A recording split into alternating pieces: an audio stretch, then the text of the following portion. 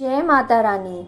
शारदीय नवरात्रि के 5वें दिन आप सुन रहे हैं दुर्गा सप्तशती अध्याय 9 और 10 का पाठ। नवरात्रि के दौरान दुर्गा सप्तशती का पाठ करने से, सुनने से माँ की विशेष कृपा प्राप्त होती है। इन अध्यायों का पाठ करने से बुरी नजर और भय से माँ सुरक्षा प्रदान करती हैं। आध्यात्मिक शक्ति और साधना में सिद्धि की प्राप्ति होती है। तो आइए अध्याय 9 और 10 का पाठ इस प्रकार से है। मैं अर्धनारीश्वर के श्री विग्रह की निरंतर शरण लेती हूँ। उसका वर्ण बंदूक पुष्प और स्वर्ण के समान रक्तपीत मिश्रित है।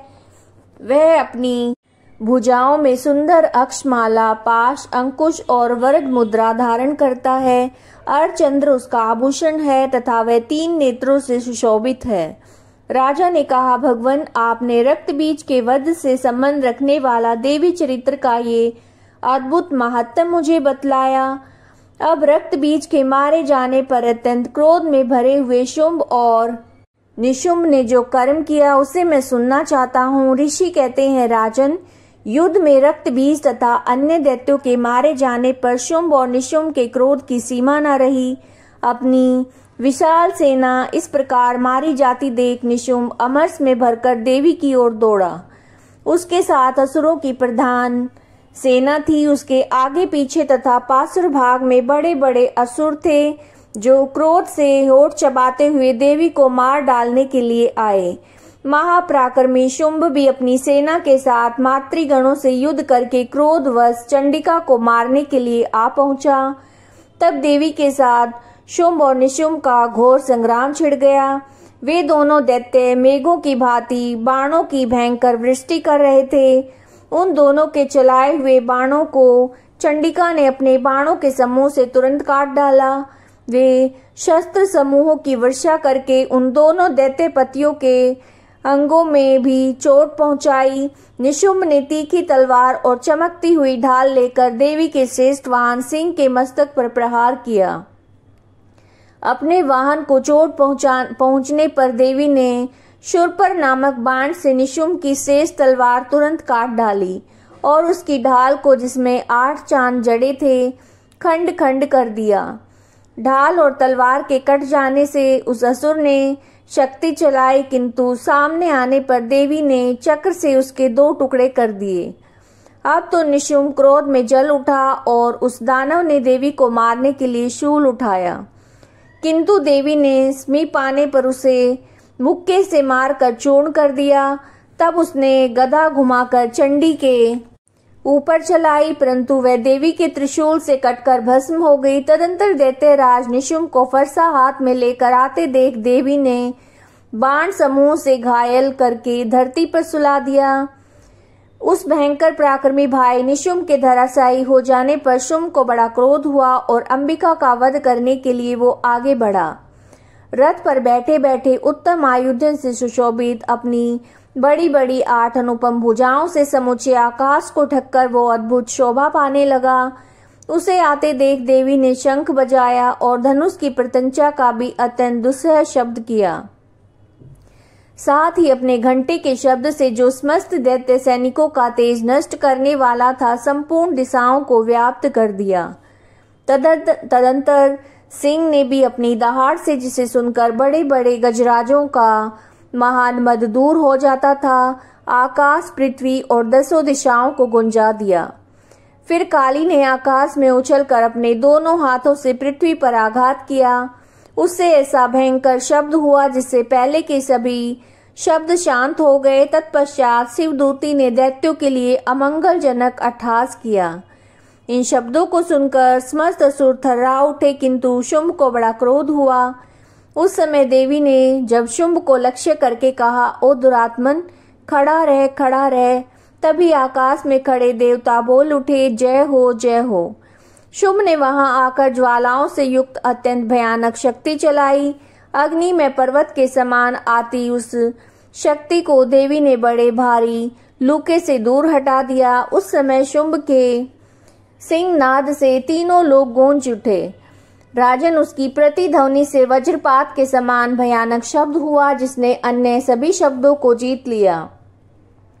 शुंभ के चलाए हुए बाणों को देवी ने और देवी के चलाए बाणों को शुंभ ने अपने भयंकर बाणों के द्वारा सैकड़ों और हजारों टुकड़े कर दिए। तब क्रोध में भरी हुई चंडिका ने शुंभ को शूल से मारा। उसके आघात से मूर्छित होकर वह पृथ्वी पर गिर पड़ा। इतने में ही निशुंभ को चेतना हुई और उसने धनुष हाथ में लेकर बाणों के द्वारा देवी, काली तथा सिंह को घायल कर डाला। फिर उस दैत्यराज ने 10,000 बाहें बनाकर चक्रों के प्रहार से चंडिका को आच्छादित कर दिया।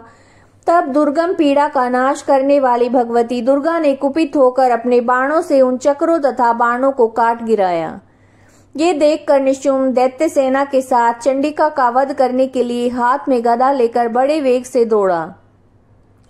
उसके आते ही चंडी ने तीखी धार वाली तलवार से उसकी गदा को शीघ्र ही काट डाला। तब उसने शूल हाथों में ले लिया। देवताओं को पीड़ा देने वाले निशुंभ को शूल हाथ में लिए आते देख चंडिका ने वेग से चलाए अपने शूल से उसकी छाती छेद डाली। शूल से विदीर्ण हो जाने पर उसकी छाती से एक दूसरा महाबली एवं महापराक्रमी पुरुष खड़ी रह कहता हुआ निकला। उस निकलते हुए पुरुष की बात सुनकर ठठाकर हंस पड़ी और खड़ग से उन्होंने उसका मस्तक काट डाला।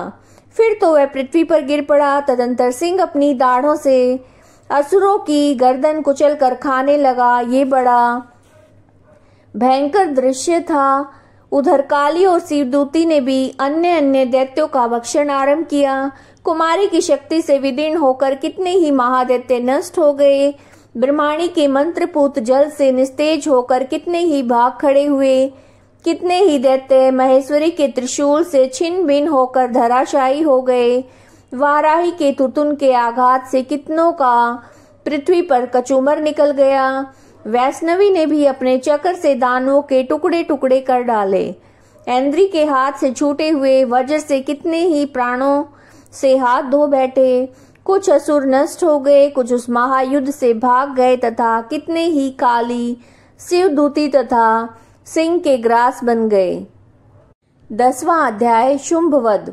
मैं मस्तक पर अर्धचंद्र धारण करने वाली शिव शक्ति स्वरूपा भगवती कामेश्वरी का हृदय में चिंतन करती हूँ। वे तपाए हुए स्वर्ण के समान सुंदर हैं। सूर्य, चंद्रमा और अग्नि ये तीन उनके नेत्र हैं। वे अपने मनोहर हाथों में धनुष, बाण, अंकुश, पाश और शूल धारण किए हुए हैं। ऋषि कहते हैं, राजन, अपने प्राणों के समान प्यारे भाई निशुंभ को मारा गया देखकर सारी सेना का संहार होता जानकर शुंभ ने कुपित होकर कहा, दुष्ट दुर्गे, तू बल के अभिमान में आकर झूठ मूठ का घमंड न दिखा। तू बड़ी मानिनी बनी हुई है, किंतु दूसरी स्त्रियों के बल का सहारा लेकर लड़ती है। देवी बोली, ओ दुष्ट, मैं अकेली ही हूँ। इस संसार में मेरे सिवा दूसरी कौन है? देख, ये मेरी ही विभूतियां हैं, मुझ में ही प्रवेश कर रही हैं। तदंतर ब्रह्माणी आदि समस्त देवियां अंबिका देवी के शरीर में लीन हो गई और उस समय केवल अंबिका देवी ही रह गई। देवी बोली, मैं अपनी ऐश्वर्य शक्ति से अनेक रूपों में यहाँ उपस्थित हुई थी। उन सब रूपों को मैंने समेट लिया है। अब अकेली ही युद्ध में खड़ी हूँ। तुम स्थिर हो जाओ। ऋषि कहते हैं, तदंतर देवी और शुंभ दोनों में सब देवताओं तथा दानवों के देखते देखते भयंकर युद्ध छिड़ गया।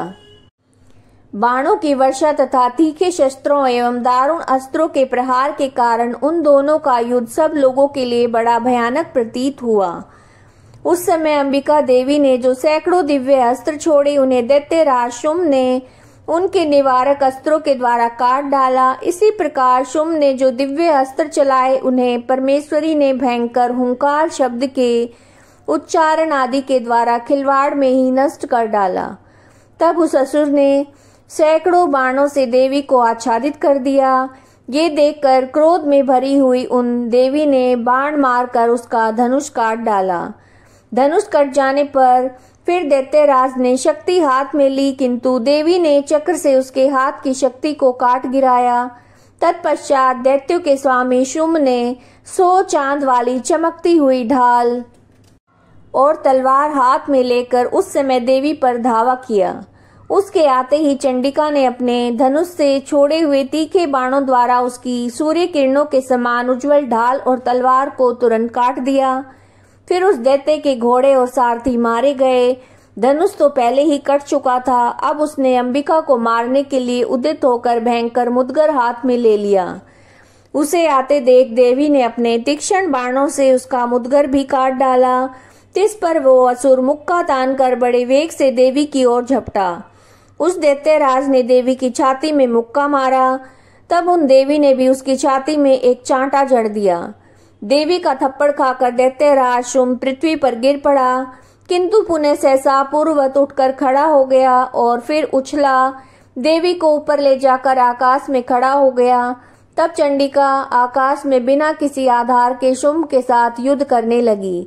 उस समय दैत्य और चंडिका आकाश में एक दूसरे से लड़ने लगे। उनका वह युद्ध पहले सिद्ध और मुनियों को विस्मय में डालने वाला हुआ। फिर अंबिका ने शुंभ के साथ बहुत देर तक युद्ध करने के पश्चात उसे उठाकर घुमाया और पृथ्वी पर पटक दिया। पटके जाने पर पृथ्वी पर आने के बाद वो दुष्ट आत्मा दैत्य पुनः चंडिका का वध करने के लिए उनकी ओर बड़े वेग से दौड़ा। तब समस्त दैत्यों के राजा शुंभ को अपनी ओर आते देखकर देवी ने त्रिशूल से उसकी छाती छेद कर उसे पृथ्वी पर गिरा दिया। देवी के शूल की धार से घायल होने पर उसके प्राण पखेरु उड़ गए और वो समुद्रों, द्वीपों तथा पर्वतों सहित समूची पृथ्वी को कंपाता हुआ पृथ्वी पर गिर पड़ा। तदंतर उस दुरात्मा के मारे जाने पर संपूर्ण जगत प्रसन्न एवं पूर्ण स्वस्थ हो गया तथा आकाश स्वच्छ दिखाई देने लगा। पहले जो उत्पात सूचक मेघ और उल्कापात होते थे वो सब शांत हो गए। उस दैत्य के मारे जाने पर नदियां भी ठीक मार्ग से बहने लगी। उस समय शुंभ की मृत्यु के बाद संपूर्ण देवताओं का हृदय हर्ष से भर गया और गंधर्व गण मधुर गीत गाने लगे। दूसरे गंधर्व बाजा बजाने लगे, अप्सराएं नाचने लगी, पवित्र वायु बहने लगी, सूर्य की प्रभा उत्तम हो गई, अग्निशाला की बुझी हुई आग अपने आप प्रज्वलित हो उठी तथा संपूर्ण दिशाओं के भयंकर शब्द शांत हो गए। तो ये आप श्री दुर्गा सप्तशती के 9वें और 10वें अध्याय का पाठ सुन रहे थे। अगर आपको वीडियो अच्छी लग रही है, पसंद आ रही है तो वीडियो को लाइक कीजिए, कमेंट में जय माता दी जरूर लिखिए और चैनल को सब्सक्राइब नहीं किया है तो सब्सक्राइब कीजिए, बेल आइकन प्रेस कीजिए ताकि समय से आपको नोटिफिकेशन मिल सके। जय माता रानी।